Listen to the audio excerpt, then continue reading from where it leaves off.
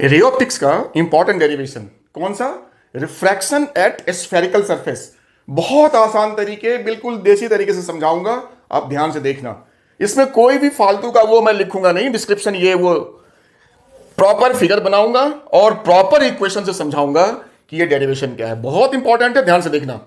सबसे पहले आपको ये वाला सरफेस आपको ऐसे बना लेना है, जो मैंने पहले से बना रखा है। ये आपका एक ग्लास है जो कि यहां से यहां तक ऐसे आपको बना लेना है, ठीक है। अब इसके बिल्कुल मिड से एक लाइन खींचनी है प्रिंसिपल एक्सिस के लाइक। ये लाइन आपकी ऐसे चली जाएगी। हम ऐसा मानते हैं कि ये जो स्फेरिकल सरफेस है, इसके सेंटर ऑफ कर्वेचर से ये लाइन पास करेगी। This is your principal axis, कह सकते हो प्रिंसिपल एक्सिस है ये, ठीक है। अब मेन फिगर स्टार्ट होता है यहां से। हम क्या करेंगे, यहां पे एक पॉइंट ऑब्जेक्ट लेंगे O, ठीक है। अब इसका हमें बनाना है फिगर, तो फिगर के लिए हमें दो रे चाहिए होती है। तो एक रे तो हम इसी को मान लेंगे जो कि प्रिंसिपल एक्सिस के थ्रू जा रही है। क्योंकि यहां पे ये बिल्कुल परपेंडिकुलर होता है तो कहीं दाएं बाएं जाएगा, बिल्कुल स्ट्रेट जाएगा और इधर से चला गया ये रे हमारा चला गया ऐसे। दूसरी रे चाहिए तो वो हम यहां से ले जाएंगे, यहां से बिल्कुल इस वाले सरफेस पे, यहां पे। अब मैं यहां पे देखो समझा देता हूं, ये भी रिफ्रैक्शन ही है। स्नेल्स लॉ जो आपने क्लास 10th में पढ़ा था, अभी भी पढ़ा था पीछे, यही वाला कि कोई ग्लास का सरफेस है, इस पे कोई रे आई, ये मेरा नॉर्मल है, तो रे जब अंदर घुसेगी तो बैंड होके ऐसे चली जाएगी। और फॉर्मूला क्या लगाया था, sine i upon sine r N2 upon N1, यही है ना। सेम चीज है ये, फर्क क्या है कि यहां ये सरफेस मेरा प्लेन था। अब हमने इसी सरफेस को अगर हमने ऐसे स्फेरिकल बना दिया लेट सपोज, तो क्या बिहेव करेगा ये रे, किधर को जाएगा? वही वाला ये प्रॉब्लम है, रिफ्रैक्शन ही है बट स्फेरिकल सरफेस है, ना कि ऐसा वाला प्लेन सरफेस जो हम पहले से पढ़ रहे थे। क्लियर हो गया? तो अब आगे बढ़ते हैं। अब हम क्या करेंगे, ये मेरा मीडियम N1 रेयर और ये मेरा N2 डेंसर मीडियम। ये रे हमारा यहां से चली, इस पॉइंट को हिट किया, तो जहां हिट किया वहां सबसे पहले हम ड्रॉ करेंगे नॉर्मल।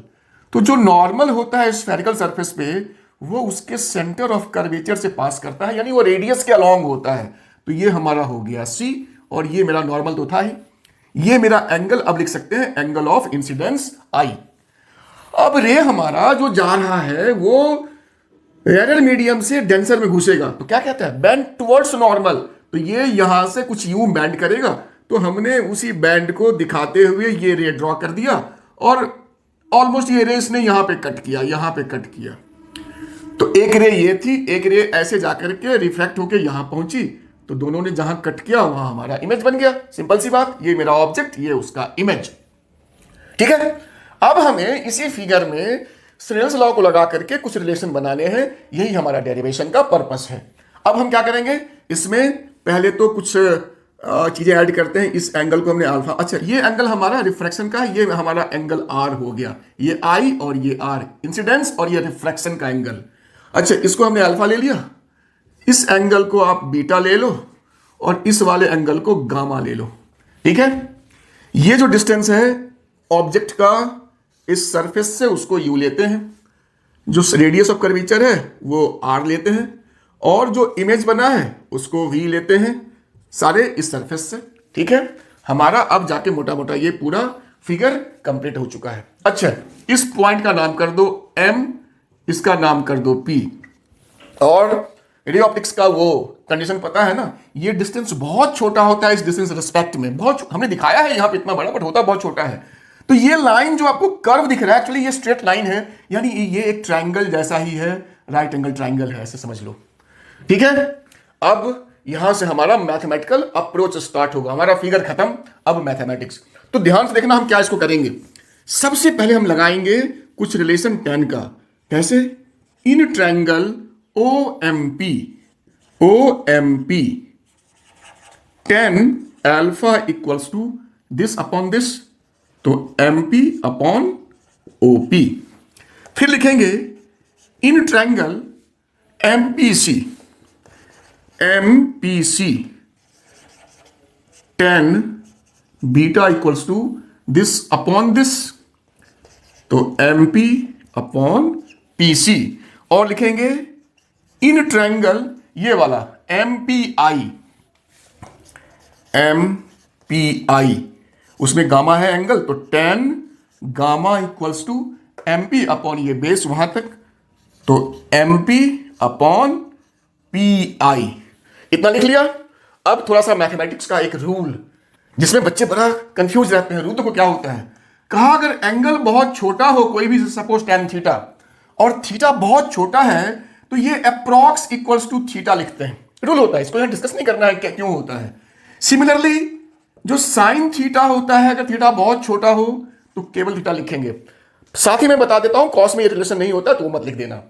तो टेन थीटा थीटा होता है अप्रॉक्स इक्वल्स टू, अगर थीटा बहुत छोटा हो। सिमिलरली साइन थीटा भी थीटा ही होता है अगर थीटा बहुत छोटा हो तो। ये हमारा जो है वो रूल है मैथ्स का।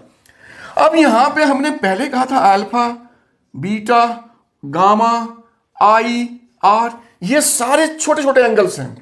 तो क्या हम लिख सकते हैं टेन अल्फा केवल मेरा अल्फा बचा इस रूल से। सिमिलरली टेन बीटा मेरा केवल बीटा बचा, और टेन गामा मेरा केवल गामा बचा। तो देखो ये हमारा एक रिलेशन आ गया, अल्फा ये आ गया, बीटा हमारा ये आ गया, और गामा हमारा ये आ गया। धीरे धीरे हम आगे बढ़ रहे हैं। डिफिकल्ट डेरिवेशन है मैं मानता हूं, बट गौर से देखेंगे समझेंगे तो उतना मुश्किल नहीं लगेगा। इतना कर लिया। अब हम यहां पे करेंगे एक और काम, यूजिंग एक्सटीरियर एंगल प्रॉपर्टी। दो ट्रायंगल्स में, पहला ट्रायंगल हमारा होगा ट्रायंगल ओ एम सी, ये वाला ट्रायंगल ओ एम सी। तो देखो ये जो आई है ये इसका एक्सटीरियर एंगल है, तो ये अल्फा प्लस बीटा हो जाएगा। इतना तो आपको पता होगा भाई कैसे लिखते हैं, ये क्लास 9th-10th में पढ़ा होगा, 7th-8th में मेरे ख्याल से। And in triangle M C I, तो इसमें ये मेरा एक्सटीरियर एंगल है, वो इसके और इसके बराबर होगा। तो लिखेंगे beta equals to r plus gamma. तो यहां से हम लिख सकते हैं r equals to beta minus gamma. तो देखो हमारे दो रिलेशन आ गए, कैसे वाले, आई और आर का रिलेशन, अल्फा बीटा गामा के टर्म में। हम ऐसा क्यों कर रहे हैं अभी आपको समझ में आएगा। बहुत सारे बच्चे ना कंफ्यूज रहते हैं, सर ये सब क्यों लिख रहे हैं, कहाँ हम रे ऑप्टिक्स पढ़ रहे हैं, कहाँ आप मैथ्स पढ़ा रहे हैं। कहा भाई मजबूरी है, करना पड़ेगा, और क्यों कर रहे हैं अभी आपको समझ में आने वाला है। तो हमारा अल्फा बीटा गामा का रिलेशन आ गया, आई और आर का रिलेशन आ गया।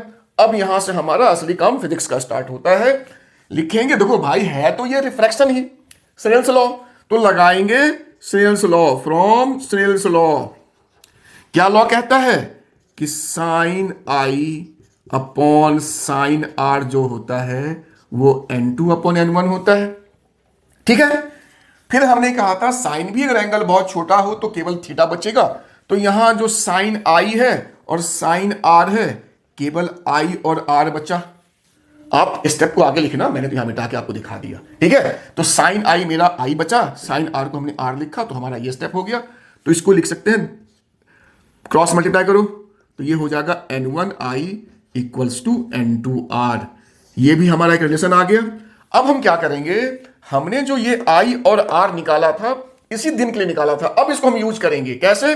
तो देखो भाई हम यहां पे क्या करेंगे, अब n1 इंटू आई, तो n1 आई मेरा क्या है alpha plus beta equals to n2 into r, तो आर मेरा है beta minus gamma, beta minus gamma.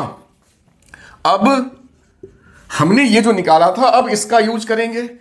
जो अल्फा है हमारा वो है M P upon O P, beta मेरा है M P upon P C equals to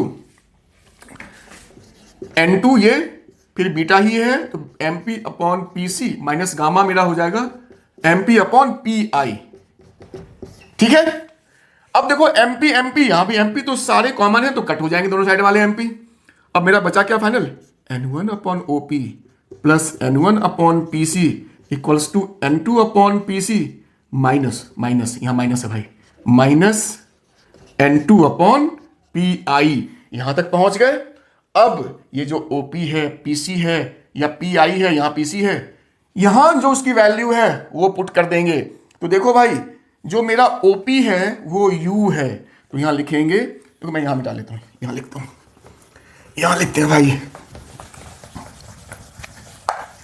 लिखते हैं n1 अपॉन OP, तो OP तो मेरा U है, बट साइन कन्वेंशन U जो है वो लेफ्ट में है, तो निगेटिव, इस सरफेस के लेफ्ट है तो साइन कन्वेंशन निगेटिव आएगा, प्लस N1 अपॉन PC, तो PC मेरा R है और राइट में है तो पॉजिटिव, N2 अपॉन फिर PC है तो R ही होगा, माइनस N2 अपॉन PI है तो PI राइट में है और V है। तो अब V को इधर ले आओ तो वो हो जाएगा N2/V, चूंकि ये नेगेटिव था इधर आया तो पॉजिटिव हो गया, माइनस ये वाला N1 upon U equals to R वाले टर्म को उधर लेके चले जाओ, तो पहले से यहां पे था ही N2 अपॉन R, ये गया इधर तो नेगेटिव हो गया N1 अपॉन R। तो फाइनली लिख सकते हैं N2 upon V N1 upon U equals to R common लेंगे 1/R तो नीचे R हो जाएगा, ऊपर N2 माइनस N1, और यही तो आपको प्रूव करना था। खत्म कहानी। तो बहुत मुश्किल नहीं है, स्टेप बाय स्टेप इसको करेंगे तो आपको अच्छे समझ में आएगा और बढ़िया